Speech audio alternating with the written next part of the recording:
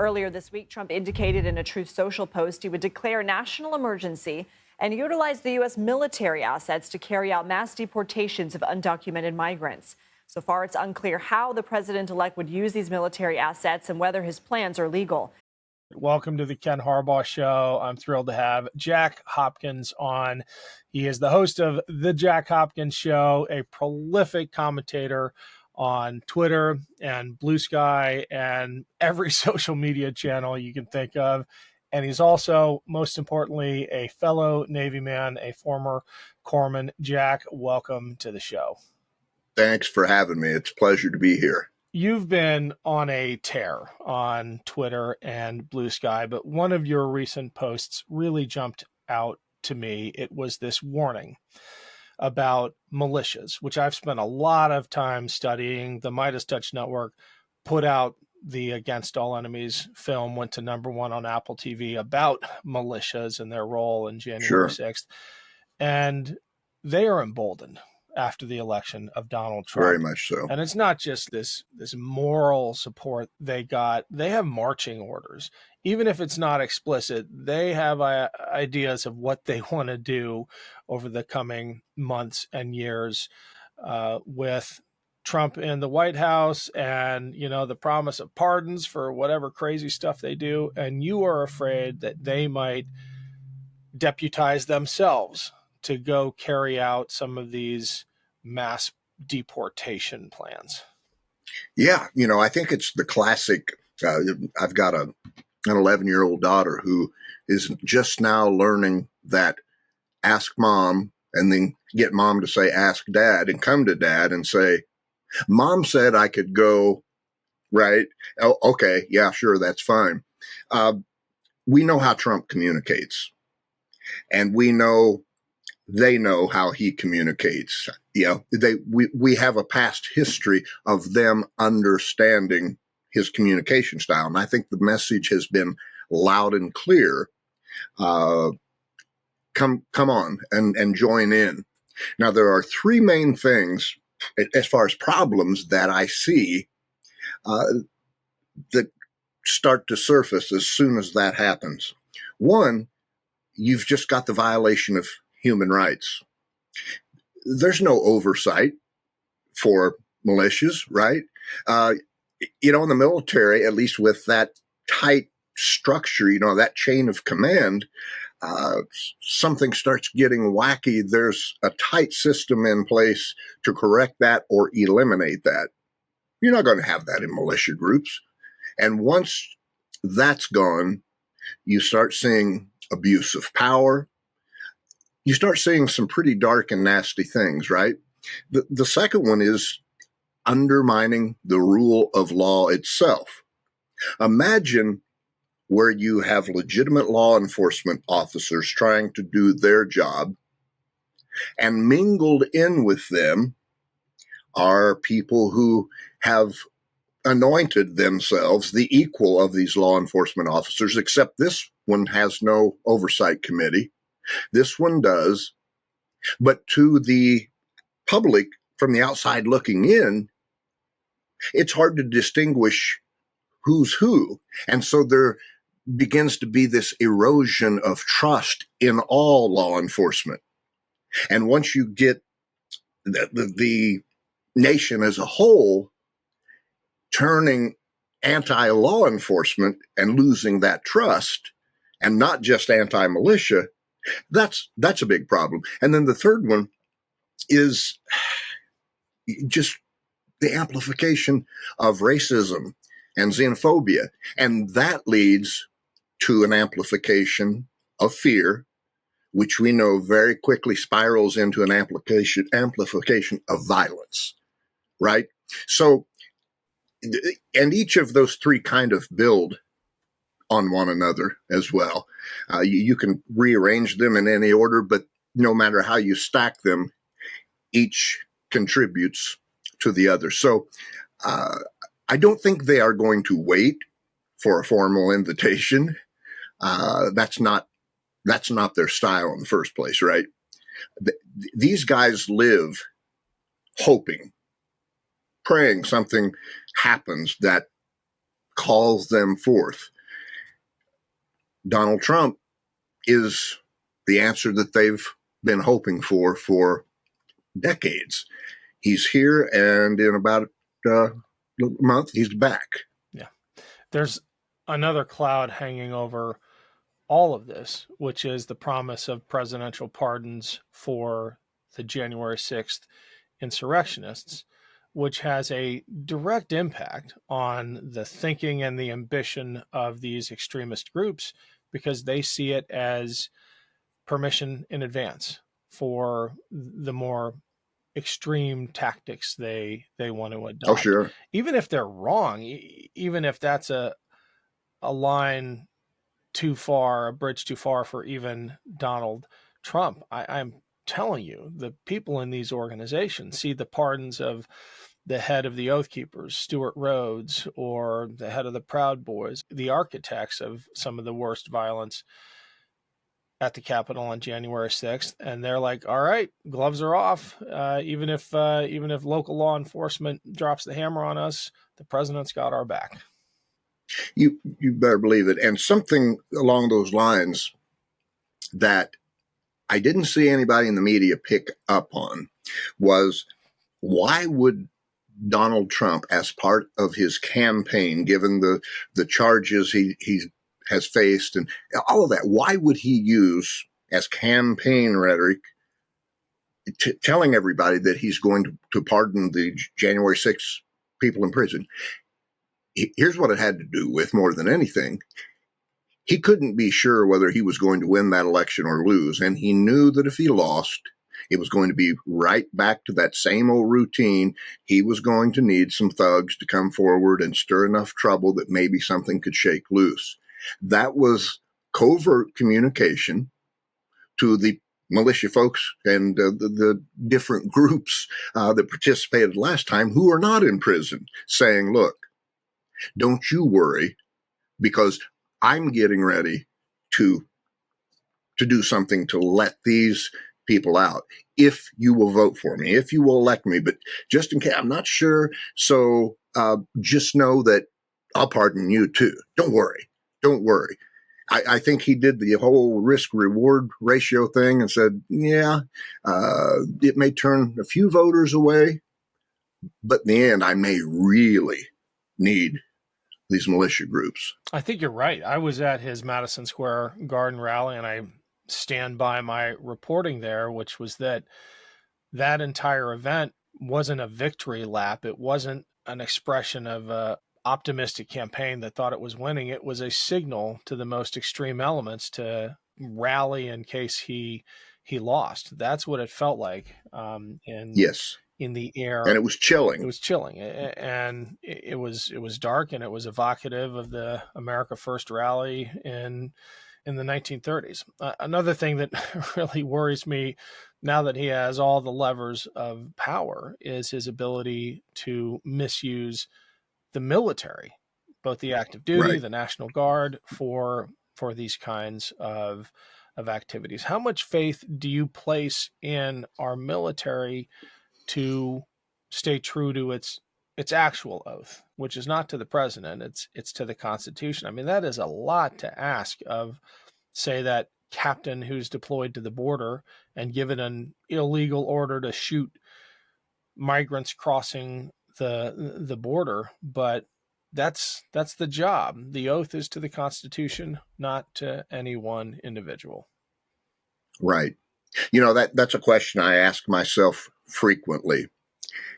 And the best that I come up with when I ask myself that question, I think in many cases we're going to find it's contextual, meaning if you are someone who's in that position to make that call, although this is not the way it's supposed to work, I think that's when peer influence of the people you are in charge of, you know, if you've got a bunch of head knockers out there who are freely letting it be known who they support, what they'll do for him, and now all of a sudden you, as the person in command, is getting ready to tell them, don't do what the president of the United States is asking us to do. Uh, we could see an example of mutiny. You know, that's going to be something as you've indicated, the environment is just so rife for violence in so many places. And look, what have we seen in the media? The obeying in advance, right? I think there's probably, Ken, I think there's probably been some obeying in advance that has taken place in the military already. On what levels? That's the big question. If it goes high enough, I think we could see some problematic situations. That's my hope, is that the higher up the scale that you go, there's enough of traditional military thinking that it would get squashed. Is that enough to suppress the troops who are saying, no, look, this is the president of the United States. We're disregarding what you said. I saw it on Fox News. This is what he's asking the military to do. It could be messy. I hope it's not, of course. I think there's going to be a lot of wait and see with that. And unfortunately, I think a lot of people aren't too excited about the see. Yeah, I'm certainly portion. not, especially when you look at who Trump is naming for the senior positions at the Pentagon. These are not the kind of people who are going to maintain those guardrails. It's worth remembering that we came very close to this kind of constitutional crisis the last time. But for Mark Milley, we'd have the 82nd Airborne in the streets of D.C. squaring off against American protesters. I want to remind the audience what we're talking about when we say obey in advance. We had Tim Snyder on the show before the election who really popularized the phrase. It's a clear indicator of looming autocracy when people who have power decide not to stand up and use it to challenge authoritarians because it's just easier to go along to get along. And we're seeing that before Trump's even in power with, and I'll just off the top of my head, rattle off a couple examples. ABC News, parent core Disney, right? Gave $15 million to Trump's presidential library to settle a suit about Stephanopoulos' claim that Trump raped. It wasn't his claim. This is a judge's determination. Trump raped E. Jean Carroll. I think they would have won that case. But what a great excuse to give $15 million to someone whose help you might need down the road. You have Mark Zuckerberg giving $1 million to the Trump Inauguration Fund. You have Jeff Bezos doing the same. And he really wins the prize for obeying in advance because before Trump was even elected, he intervened with his editorial board to crush an op-ed that would have endorsed Kamala Harris. This is what we mean by obeying in advance. When you see an autocrat about to grab the reins of power, you try to make them happy. Yeah. And the danger of it happening in that order is pretty clear, I think, to most people, that the odds of the general public standing their ground and refusing to comply when these big monstrosities, these corporate entities couldn't do it and were fearful enough that they're dumping millions of dollars into it, whether it's a conscious thought or not, the average citizen, at least unconsciously, is processing, hey, I can't afford an attorney. I can't afford an attorney to sue my neighbor for the property line issue, let alone having the Trump administration coming at me legally. If they're scared, I know I said I wasn't going to comply, but I've got a family to feed. That's that trickle down effect that the masses seeing that can have on how many people. Can I have that on? Well, history has shown us how that works. And as much as we like to read history about those types of things and say, well, you know what, if I'd have been there, that wouldn't be me. We are reading when we read those examples about a human being. And we are human beings as well, with the same drivers, the same emotional mapping. It's not a good situation to be looking at. And I think what we have to do, and generally, I'm not a big fan of the word hope. In elections and while the campaign's going on, I think if you are using the word hope a lot, then it's probably indicative of not having a good plan or a strategy, right? But when you've run out of good strategies and people are starting to feel hopeless, I think that's when you have to be willing to shift into hope. And hope occurs in the absence of those things, but it's the thing that carries you emotionally beyond where you could have gone otherwise once those good strategies kind of dissolved. And I think right now that's kind of where we are. We are in the let's hope, let's lean into this. And if hope goes, we're in trouble. It's Ken Harbaugh. Quick break to say thank you for all the support. If you value what we do here, please consider joining our Patreon community. The holidays are almost upon us, and if you are still wondering what to get for that hard-to-shop-for person in your life, consider a Patreon gift membership. Every dollar goes back into our work. Go to patreon.com/Ken Harbaugh to check it out. Back to the show. We do have some positive examples to look to. Not enough in our country, but I'm thinking about South Korea and what they just pulled off. And the backstory there, I mean, it's twisted. It goes back a long time, but the short version of it is that the president overreached, invoked national security rationales for cracking down, actually declared martial law. That declaration of martial law lasted 6 hours. That's it, because the people of South Korea, politicians from both parties stood up and said, this crosses a line. We're not going to countenance it.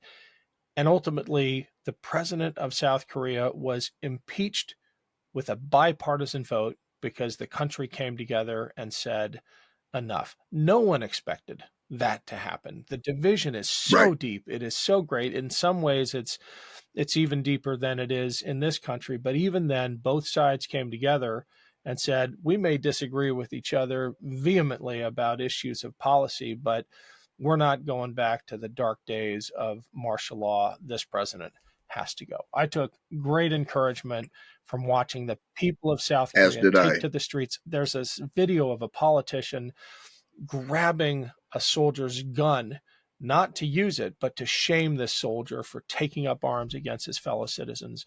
God forbid it comes to that here, but it is proof that the desire for freedom is stronger than the power of tyranny. It is. And one thing regarding that and the events in Georgia that I was like, yes, this is what we need. Adam Kinzinger had been posting a lot on those things, and he's not getting silly. He's not coming out and saying things that wind up you testify about later, right? But the praise for the South Korean people, the praise and the excitement about the people of Georgia, right? And I saw that as, look, and I hope a lot of other people did too. Look, they're turning things around. And look, I want you to pay attention to how they are turning things around. I got that message. I don't know how many other people did, but I got that message. And the one thing that I think is different than let's go to the 40s, right? The 30s and 40s, those examples that we might talk about. One thing that's different today that I think might be the tipping point, what they didn't have then that we have now is the internet and social media, where regular everyday citizens who, before they got on social media and developed a fairly decent sized account, nobody knew their name. But in some cases, we've got people out there with followers 1 million plus who have kind of become stars in their own way on the social media world. You know, you hit 1 million followers today. That's kind of how people look at you. I think we are going to see some examples of those people leading some directions that we need to go in. I don't know if that will come in a moment of desperation or if it will be somebody like Adam Kinzinger, for example, who maybe is building up to it gradually. Yeah.